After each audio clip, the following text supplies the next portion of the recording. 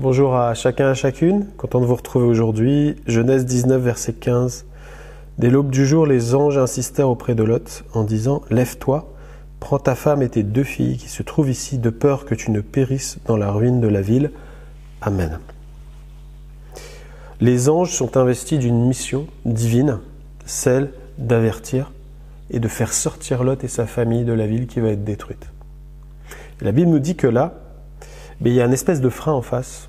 Ils prennent leur temps, Lot ne réalise pas vraiment ce qui va se passer, la famille met les freins, et les anges vont insister. Ils auraient pu le dire une fois et dire « vous voulez pas, on s'en va ». Non, la Bible nous dit qu'ils vont insister, c'est-à-dire ils vont aller jusqu'au bout. Jusqu'à la dernière seconde, ils vont essayer de sauver tout le monde. Quand on prend la suite du texte, ils vont même par moments les prendre par la main pour les sortir de là, les saisir et les emmener, parce qu'il y a un moment donné, il faut agir. Et les anges, ils se sentent investis d'une mission et ils vont jusqu'au bout de la mission parce que c'est un ordre qu'ils ont reçu de Dieu. Et nous, en tant qu'enfants de Dieu, nous sommes aussi investis d'une mission pour ce monde-là. Et Jésus a dit « Allez et prêchez par tout le monde la bonne nouvelle ». Faites des disciples. Enseignez-leur à observer mes préceptes. Baptisez-les au nom du Père, du Fils et du Saint-Esprit. Toi comme moi, en tant qu'enfant de Dieu, nous avons été choisis pour insister auprès de ceux qui sont perdus. Ne te relâche pas quand tu es en train d'aller témoigner malgré les coups, malgré les oppositions, malgré les freins, malgré peut-être des oppressions sur ta vie, des attaques spirituelles. Continue, va de l'avant. Parce que Dieu veut sauver à travers ta vie. Dieu veut bénir à travers ta vie. Et si Dieu se sert de toi aujourd'hui, j'aimerais vraiment t'encourager dans ce sens-là. Continue, insiste, va jusqu'au bout. Parce que c'est Dieu qui est avec toi et Dieu est en train de te diriger dans ce que lui veut faire à travers ta vie. Peut-être tu as été blessé, et j'ai ça sur mon cœur, tu as été blessé parce que tu as témoigné et quelqu'un s'en est pris à toi. Et ça a été virulent. Et j'aimerais te dire de la part de Dieu, le Seigneur veut panser tes blessures, veut guérir ton cœur. Parce que tu as cherché à l'honorer, Dieu va venir là, dans ta vie, pour panser les blessures de ton cœur par sa parole, par sa présence, que l'onction du Saint-Esprit soit renouvelée sur ta vie aujourd'hui. J'aimerais t'encourager à toi qui continues à avancer. La Bible dit dans 2 Timothée qu'à 2 prêche la parole, insiste en toute occasion. Favorable ou non. Parfois, on attend les moments favorables. On est toujours comme ça. Bon, c'est peut-être pas le bon moment, c'est peut-être pas le bon moment, c'est peut-être pas le bon moment. Et puis les moments, ils passent parfois et puis t'as rien dit, quoi. Et parfois, on a des regrets dans notre cœur, on se dit mince. Et pourquoi j'ai pas parlé? Pourquoi j'ai attendu? Pourquoi j'ai laissé passer?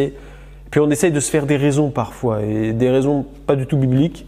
Ouais, non mais c'était pas pour moi, ça devait être quelqu'un d'autre qui devait le faire à ma place. Non, si Dieu a déposé un fardeau sur ton cœur, et que tu es en face de quelqu'un qui est dans le besoin, c'est qu'il y a une raison. Et là, on voit, Paul dit, mais insiste en toute occasion, favorable ou non, c'est-à-dire que ça soit facile, que ce soit difficile, que ce soit un bon temps ou un mauvais temps, ouvre ta bouche parce que Dieu veut la remplir. Et c'est vrai que parfois, tu peux être dans les freins et craindre, dire, mais je sens pas le moment, mais je sens aussi que là, il y a un besoin. Fais confiance à Dieu. Mets ta foi en action. Et commence simplement à engager la conversation. Et tu verras comment Dieu va conduire les choses par sa grâce et par le Saint-Esprit. L'Esprit qui est en toi.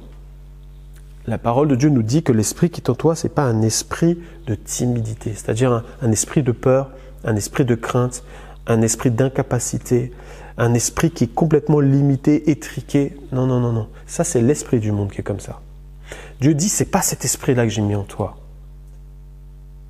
C'est un esprit de force, c'est-à-dire un esprit qui te donne de la vaillance, qui te donne du courage, qui te donne d'affronter, qui te donne de parler, qui te donne de relever ta tête, qui te donne d'avancer, quelles que soient les oppressions, les oppositions, quelle que soit la personne qui est en face de toi. Dieu dit, j'ai mis mon esprit en toi.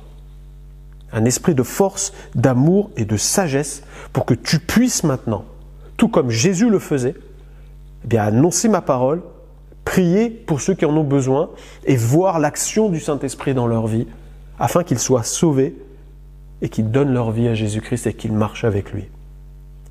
Dieu t'a choisi pour cela. Alors peut-être aujourd'hui tu es découragé et j'aimerais vraiment prier pour que Dieu te renouvelle au niveau de tes forces. Et que tu as à nouveau cet élan, ce zèle et de dire non Seigneur, je continuerai. Parce que tu m'as donné cette mission, je veux aller jusqu'au bout. Alors je vais prier pour toi maintenant. Seigneur, merci.